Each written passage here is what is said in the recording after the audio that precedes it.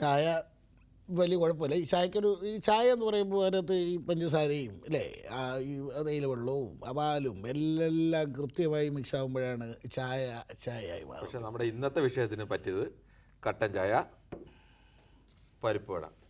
പരിപ്പ് വടയൊക്കെ പോയില്ലേ? ആളാരാണെന്ന് പറയുന്നത്, ആരെക്കുറിച്ചാണ് പറയുന്നത് എന്നുള്ളത് ഇനി കൂടുതൽ വിശദീകരണം വേണ്ടല്ലോ. പരിപ്പ് വടയൊക്കെ പോയില്ലേ, കട്ടൻ ചായ തലവഴി ഒഴിച്ചെണ്ണൊക്കെ ആയില്ലേ എന്നൊക്കെ പറയുന്നുണ്ടെങ്കിൽ സത്യം ടൈമിങ് ആയിരുന്നു. അയ്യോ, ടൈമിങ്ങിൻ്റെ മാത്രം. തെരഞ്ഞെടുപ്പിൻ്റെ വോട്ടിന് വേണ്ടി എല്ലാവരും റെഡിയാവുന്നു. അന്ന് രാവിലെ തന്നെ കൃത്യം.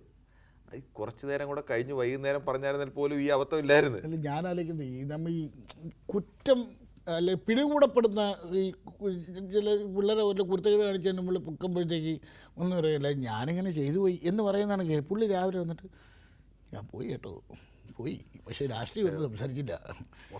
മൊത്തം സംശയമല്ലേ ഒരാളെ സംബന്ധിച്ചിടത്തോളം. ഇത്രയും കാലം കോൺഗ്രസിനെതിരായിരുന്നു ഏറ്റവും വലിയ ആരോപണം എല്ലാം പറഞ്ഞുകൊണ്ടിരിക്കുന്നത്. കോൺഗ്രസ്സുകാരിപ്പോൾ അനിൽ ആന്റണി പോയി, പത്മജ വേണുഗോപാൽ പോയി. അതും ഇന്നത്തെ കോൺഗ്രസ് നാളത്തെ BJP എന്ന് പറഞ്ഞിട്ട് കാസർഗോഡ് തൊട്ട് തിരുവനന്തപുരം വരെ മറ്റേ പൊതുയോ നടത്തിക്കൊണ്ടിരിക്കുക. അതിൻ്റെ ഇടയിലാണ് ഇലക്ഷൻ്റെ ആ അവസാന മണിക്കൂറിൽ ഇടതുമുന്നണിയുടെ കൺവീനർ ആളുകൾ സാധാരണ ഇത് ചോദിക്കും ചർച്ച നടത്തിയില്ലേ എന്നൊക്കെ പറയും. പക്ഷേ എനിക്ക് തോന്നുന്നു ഇന്നലെ മുഖ്യമന്ത്രിക്ക് മനസ്സിലായെന്ന് തോന്നുന്നു. മുഖ്യമന്ത്രിക്ക് മനസ്സിലായത് അബദ്ധമാണ്. മുഖ്യമന്ത്രി അതുകൊണ്ട് തന്നെയാണ് ഇന്നലെ തന്നെ തള്ളി പറഞ്ഞ് കൊണ്ട് തന്നെ അത് കൃത്യമായി പറഞ്ഞത്. വെച്ചാൽ അതിനെ ന്യായീകരിക്കാൻ ഒരു സ്ഥലത്ത് നിന്നില്ല, അല്ലെങ്കിൽ എല്ലാവരുടെ ന്യായീകരിച്ച് മെഴുകിയേനെ. പക്ഷെ ഞാൻ ആലോചിക്കുന്നത് ഈ ജാഗ്രത കുറവ് എന്ന് ഇന്നലെ മുഖ്യമന്ത്രി EP കുറിച്ച് പറയുമ്പോഴും ഇത് ഒരാൾക്ക് 1-2 തവണയൊക്കെ ജാഗ്രത കുറവുണ്ടാകാൻ നമുക്ക് സഹിക്കാം. ഇത് വർഷം ഈ 2 ജാഗ്രത കുറവ് എന്നൊക്കെ പറയുന്ന പോലെയാണ്. അല്ലേ, ഏത് പോലീസുകാരനും ഒരു അബദ്ധം പറ്റും. പക്ഷെ അബദ്ധം മാത്രം പറ്റുന്ന പോലീസുകാരുണ്ടോയെന്ന് ചോദിക്കുന്നതിനാണ് ഒന്ന് ആലോചിക്കുന്നത്. ഇപ്പോൾ എത്ര തവണയായി EP സ്ഥാനത്ത് വേറെ ഏതെങ്കിലും ഒരു CPM നേതാവായിരുന്നെങ്കിൽ ഇപ്പോൾ സംഘടനാ നടപടിയും മേടിച്ച് EP 4-1 പോലും തെറ്റ് ചെയ്യാത്ത, അല്ലെങ്കിൽ ഈ പറയുന്ന ഒരു കുറ്റവും ചെയ്യാത്ത എത്രയോ നേതാക്കളാണ് സംഘടനാ നടപടി മേടിച്ച് ഇപ്പോഴും പാർട്ടിക്കകത്തുള്ളത്. അവരൊക്കെ എവിടെയാണ്? EP ഇതൊക്കെ ഈ പറയുന്ന പോലെ ജാഗ്രത കുറവ് നിരന്തരം ഉണ്ടായിട്ട് EP ഇപ്പോഴും സേഫ് അല്ലേ? ഇനി എന്തെങ്കിലും ഒരു നടപടി, കാരണം നടപടി എടുക്കാതിരിക്കാൻ പറ്റാത്തത്ര വലിയ വീഴ്ചയാണ് EP ഭാഗത്ത് നിന്ന് ഇപ്പോൾ. ഇതിനകത്ത് ഇന്നലെ ഇതെല്ലാം EP പറയുമ്പോഴും സാധാരണ ഏത് ഒരു CPM പ്രവർത്തകൻ്റെ മനസ്സിലായാലും ആരുടെ മുന്നിൽ ഒരു ചോദ്യമുണ്ട്. EP വീട്ടിൽ, മകൻ്റെ വീട്ടിൽ വന്നു, എന്തായാലും അങ്ങനെ മകൻ്റെ വീട്ടിലേക്ക് പോകുമ്പോൾ വഴി ചായ കുടിക്കാൻ കയറി എന്നൊക്കെ പറയുന്ന പോലെ ഇത് പണ്ടൊരു വിവാദം ഉണ്ടായപ്പോൾ തിരുവഞ്ചൂർ പറഞ്ഞ പോലെ ആയിപ്പോയി. ഞാൻ ജസ്റ്റ് ഒരു വെള്ളം കുടിക്കാൻ വേണ്ടി കൈ കാണിച്ചു, ഞാൻ അവിടെ വരെ കയറിയെന്ന് പറഞ്ഞ പോലെ ആയിപ്പോയി. ഇത് ചായ കുടിക്കാൻ കയറുന്നു. അതാരാ വന്നത്? കേന്ദ്രമന്ത്രിയൊന്നുമല്ല, കേരളത്തിൻ്റെ ചുമതലയുള്ള പ്രഭാരി. ഇവിടുന്ന് പരമാവധി എവിടുന്ന് CPM നിന്നാലും കോൺഗ്രസ് നിന്നാലും എവിടുന്നൊക്കെ ആളെ പിടിക്കാമെന്ന് പറഞ്ഞ് വലയായിട്ട് നടക്കുന്ന ആൾ അത് വരുന്ന അവിടെ മകൻ്റെ വീട്ടിൽ, മകൻ്റെ ഫ്ലാറ്റിൽ വരുന്നത്. ഇതെല്ലാം വന്നു എന്നിരിക്കട്ടെ, EP പറഞ്ഞല്ല നമുക്ക് വിശ്വസിച്ച് കഴിഞ്ഞാൽ അന്ന് വന്നതിൻ്റെ അന്ന് നേരെ EP പുറത്തിറങ്ങുമെന്ന് പറയണ്ടേ? എൻ്റെ അടുക്ക വന്ന് രാഷ്ട്രീയം പറയാൻ വേണ്ടി രാവിലെ ഞാൻ മകൻ്റെ വീട്ടിൽ നിന്നപ്പോൾ അതാ കയറി വരുന്നു, കൂടെ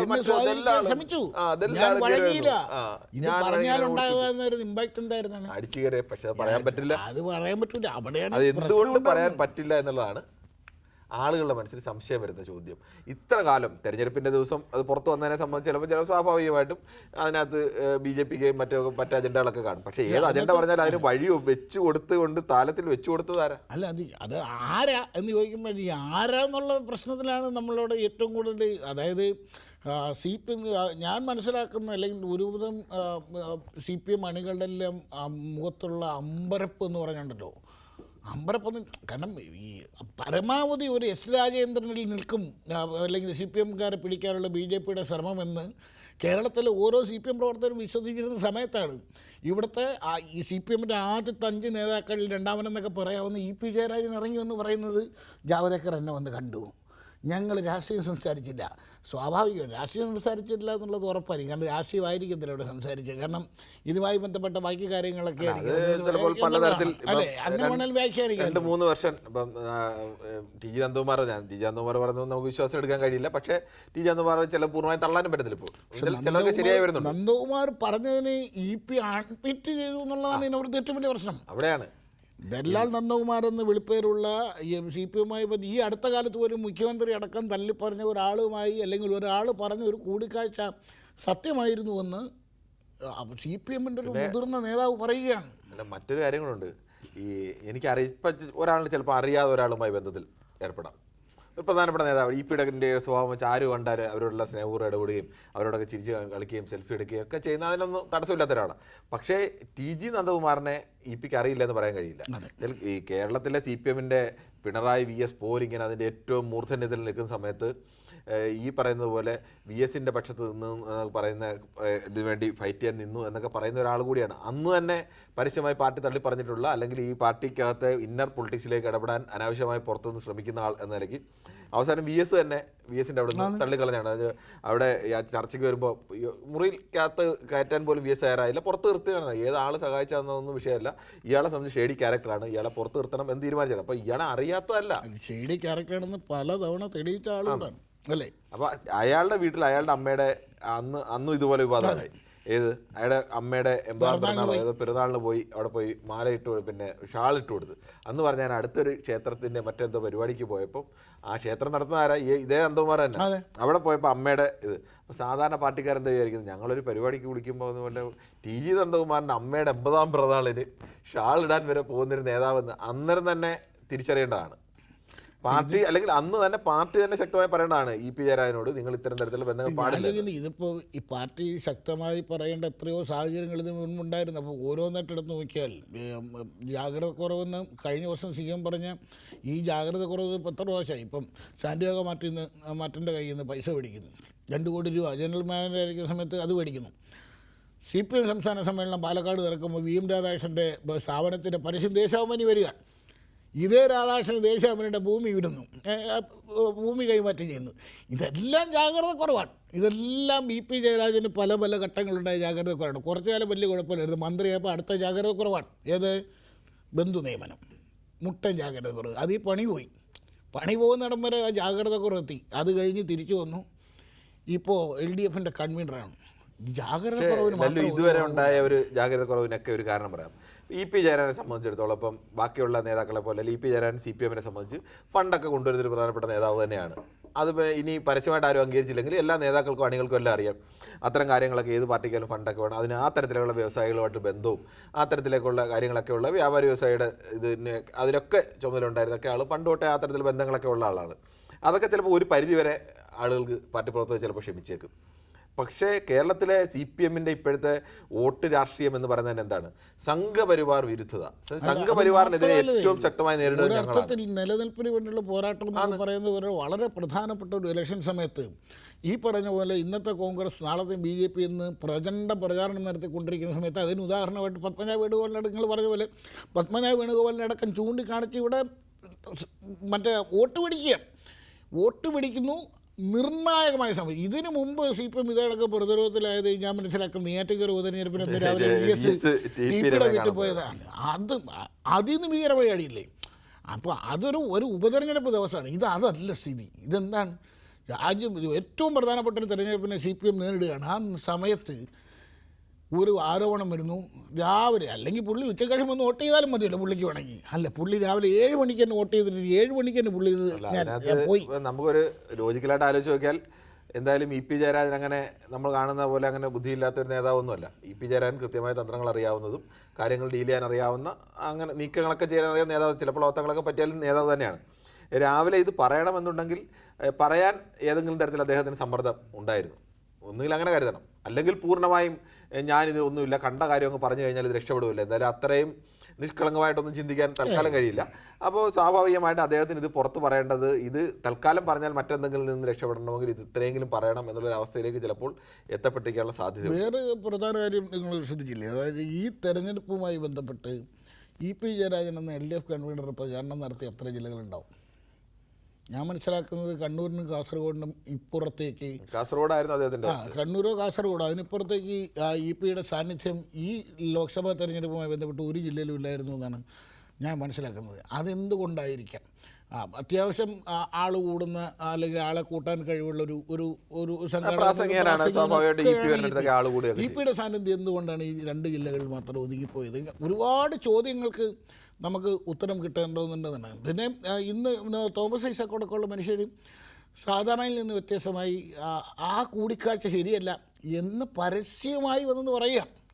അതൊരു ഭയങ്കര, അതായത് ഇന്നലെ എനിക്ക് തോന്നുന്നില്ല ഈ പറയുമ്പോഴൊക്കെ ഇന്നലെ സാധാരണഗതിയിൽ പിണറായി വിജയൻ്റെ ഒരു രീതിയൊക്കെ വെച്ചിട്ട് സാധാരണ ഒരു വീഴ്ചയൊക്കെ വന്നാലും പുള്ളി ശക്തമായിട്ട് വീഴ്ചയില്ല എന്നുള്ള ലൈനിൽ തന്നെ നിൽക്കുന്നുണ്ട്. പക്ഷേ ഇന്നലെ ഈ വീഴ്ച ഇത് വന്നപ്പോൾ തന്നെ ഒരു തരത്തിൽ ഒരു ഡാമേജ് കൺട്രോൾ ഒരു പരിധിവരെ പോകാൻ കഴിഞ്ഞത് ഇന്നലെ തന്നെ കേരളത്തിലെ ഏറ്റവും പ്രധാനപ്പെട്ട നേതാവ് പറയുകയാണ് ഇതിനകത്ത് വീഴ്ചയുണ്ട്. അത് പരോക്ഷമായി ആ വീഴ്ച അംഗീകരിക്കുക. അവിടെ എനിക്ക് തോന്നുന്നത് ഈ കൂടിക്കാഴ്ചയുമല്ല മുഖ്യമന്ത്രിയുടെ പ്രശ്നം. മുഖ്യമന്ത്രിയുടെ പ്രശ്നം ഈ കൂട്ടുകെട്ടാണ്. ഈ ശിവൻ പാപിക്കൊപ്പം ചേർന്നാൽ ശിവനും പാപിയാകും എന്നുള്ള പ്രയോഗം ഈ നന്ദകുമാറുമായിട്ടുള്ള ഈ പിയുടെ സ്വാഭാവികമായും പിണറായി വിജയന് ഭയങ്കരമായ അല്ലെങ്കിൽ ഇത്രയും കടുത്ത പ്രതികരണം, ഭയങ്കര കടുത്ത പ്രതികരണമാണ് ഇന്നലെ. അത് കൂട്ടുകെട്ട് ശരിയല്ലെങ്കിൽ എന്നുള്ള മട്ടിലാണല്ലോ അദ്ദേഹം പ്രതികരിച്ചത്. നേരത്തെയും ഇത്തരത്തിൽ വീഴ്ച ഉണ്ടായിട്ടുണ്ടെന്ന് പറയുന്നതും എല്ലാം ഇതിനെ ബേസ് ചെയ്താണ് അദ്ദേഹം പറഞ്ഞതെന്നാണ് മനസ്സിലാക്കുന്നത്. ഇന്നലത്തെ ഒരു വിഷയത്തിൽ ഇന്നലെ വേറൊരു വിഷയം കൂടെ വരും. കഴിഞ്ഞ തവണ ലോക്സഭാ തെരഞ്ഞെടുപ്പിൽ എന്താ ഉണ്ടായത്?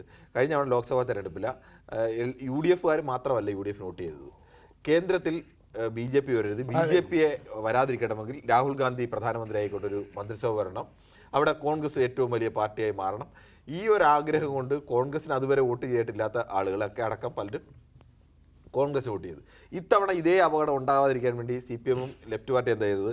കോൺഗ്രസിനേക്കാൾ ഞങ്ങൾ BJPയെ നേരിടാൻ, സംഘപരിവാരത്തെ നേരിടാൻ ഏറ്റവും കരുത്തരായ പോരാളികൾ ഞങ്ങളാണ്, ഇവർ കരുത്തരല്ല, ഇന്ന് ഇവർ വോട്ട് ചെയ്താൽ നാളെ ഇവർ BJP ആവും, കൈപ്പത്തി കുത്തിയാൽ താമരയാണ് വിരിയുന്നത്. എങ്ങനെ ഈ പ്രചരണം ഒരു ഘട്ടത്തിൽ വരെ നന്നായിട്ട് വിജയിച്ചു എന്ന് തന്നെ പറയണം. ഒരു ആടി നിന്ന ആളുകളൊക്കെ. പക്ഷേ അതുകൊണ്ട് ഇങ്ങനെ ആർക്ക് വോട്ട് ചെയ്യണം എന്നുവെച്ചാൽ ഉറച്ച മനസ്സിൽ സംഘപരിവാർ വിരുദ്ധതയുണ്ട്. പക്ഷേ അവർക്ക് ആർക്ക് വോട്ട് ചെയ്യണം, ലെഫ്റ്റിന് വോട്ട് ചെയ്യണോ UDF വോട്ട് ചെയ്യണമെന്ന് സംശയിച്ചിരിക്കുന്ന ആളുകളുടെ മുന്നിലേക്കാണ് അന്ന് ദിവസം ഇടതുമുന്നണിയെ നയിക്കുന്ന ഇടതു മുന്നണിയുടെ കൺവീനർ തന്നെ ഇങ്ങനെ ചർച്ച നടത്തിയെന്ന് പറയുമ്പോൾ സ്വാഭാവികമായിട്ട് ആളുകൾ ആലോചിക്കുന്നത് എന്താണ്? കോൺഗ്രസ്സുകാരും ചർച്ച നടത്തുന്നത്, അവർക്ക് കൂടുതൽ നേതാക്കൾ പുറത്തുള്ളതുകൊണ്ട് കൂടുതൽ നേതാക്കൾ പോയി. കേരളത്തിൽ ഇതുവരെ ഇല്ലെന്ന് പറഞ്ഞ് കേരളത്തിൽ 2 നേതാക്കൾ പോയി, ഇവിടുത്തെ ഈ നേതാക്കളും ചർച്ച നടത്തുന്നു. സംശയത്തിന് നിഴലിലായില്ലേ? കേരളത്തിൽ പോയ ഒരു പത്മനാഭ വീട് പോലൊന്നും അല്ല. EPയുടെ ഒരു സ്റ്റേജ് വെച്ച് നോക്കുമ്പോൾ തന്നെ EP എന്ന് പറഞ്ഞാൽ കേരളത്തിലെ CPM-ൽ പിണറായി വിജയൻ കഴിഞ്ഞ അടുത്ത നേതാവാണ്. അവിടെയാണ് നമ്മൾ ഈ ഞെട്ടിപ്പോകുന്നത്. ഈ സത്യം പറഞ്ഞാൽ ഏറ്റവും വലിയ ഞെട്ടൽ ഞാൻ കണ്ടത് കെ സുരേന്ദ്രൻ്റെ മുഖത്താണ്. അതായത് കെ സുരേന്ദ്രൻ്റെ ഇതെല്ലാം കഴിഞ്ഞത് കെ സുരേന്ദ്രൻ ഇന്നലെ മാധ്യമങ്ങളെ കാണുമ്പോൾ ഞാനിതൊക്കെ അറിഞ്ഞു എന്നുള്ള മട്ടിൽ കെ സുരേന്ദ്രൻ്റെ മുഖത്ത് അമ്പരപ്പാണ്. ഭഗവാൻ, ഇത് ഇത്രയൊക്കെ നടന്നോ ഇവിടെ എന്നുള്ള മട്ടിൽ പുള്ളി ഇനിയും പലരും വരും എന്നുള്ള മട്ടിലൊക്കെ നമുക്ക് കാണാൻ അറിയില്ലേ. കെ സുരേന്ദ്രൻ പുള്ളിയറിയാൻ നടന്ന ഓപ്പറേഷനാണെന്നുള്ള മട്ടിൽ പുള്ളിക്കാർ അമ്പരപ്പുണ്ട്. ഇനിയും വരും എന്നൊക്കെ പറയുന്ന പോലും ഞെട്ടിയിരിക്കുകയാണ് പുള്ളി. പക്ഷേ ഇതിൻ്റെ റൂട്ടാണ് എന്നെ അത്ഭുതപ്പെടുന്നത്. ഇതിൻ്റെ റൂട്ടെന്ന് പറഞ്ഞാൽ ഇതിൻ്റെ തുടക്കം എന്താണ്? ഇതെല്ലാം നന്ദകുമാർ മാധ്യമങ്ങളെ കണ്ടു പറയുന്നു, ശോഭാ സുരേന്ദ്രൻ എൻ്റെ 10 ലക്ഷം രൂപ മേടിച്ചിട്ട് തിരിച്ചു തന്നില്ല, പുള്ളി ബാങ്ക് രേഖകൾ കാണിക്കുന്നു. നേരെ എല്ലാവരും ശോഭാ സുരേന്ദ്രൻ്റെ അടുത്ത് ചെല്ലുമ്പോൾ ശോഭാ സുരേന്ദ്രൻ പറയുന്നത് ആ പൈസ ഞാൻ തിരിച്ചു കൊടുക്കത്തില്ല. എന്നിട്ട് ശോഭാ സുരേന്ദ്രൻ പറയുന്നുണ്ട് പിണറായിയോളം തലപ്പൊക്കമുള്ള ഒരാൾ ചർച്ച നടത്തിയെന്ന് പറയുന്നു. തൊട്ടുപുറകെ കെ സുധാകരൻ പറയുന്നു അത് EP. സത്യം പറഞ്ഞാൽ കെ സുധാകരൻ മാധ്യമങ്ങളെ കണ്ട് EP ചേരാനാണെന്ന് പറയുമ്പോഴും ഇത് തങ്ങളിലുള്ള ഉഴക്കിൻ്റെയും ചുരുക്കിൻ്റെയും ഇതിൽ ഈ കെ സുധാകരൻ പറയുന്നു എന്നാണ് എല്ലാവരും വിശ്വസിക്കുന്നത്. കാരണം ഇവർ തങ്ങളെ കണ്ട ഉടക്കാണല്ലോ. അത് EP ജയരാജനാണ് എന്ന് കെ സുധാകരൻ പറയുന്നത്. തൊട്ടുപുറകെ EP സുധാകരൻ മരുന്ന് കഴിച്ചില്ലെന്നാണ് പറയുന്നത്. അപ്പോൾ നമ്മൾ വിചാരിക്കുന്നത് ഇവർ തങ്ങളുടെ റൈവലറിയുടെ ഭാഗമാണ്. പക്ഷേ നന്ദകുമാർ ഇത് ഓൺ ചെയ്യുന്നു.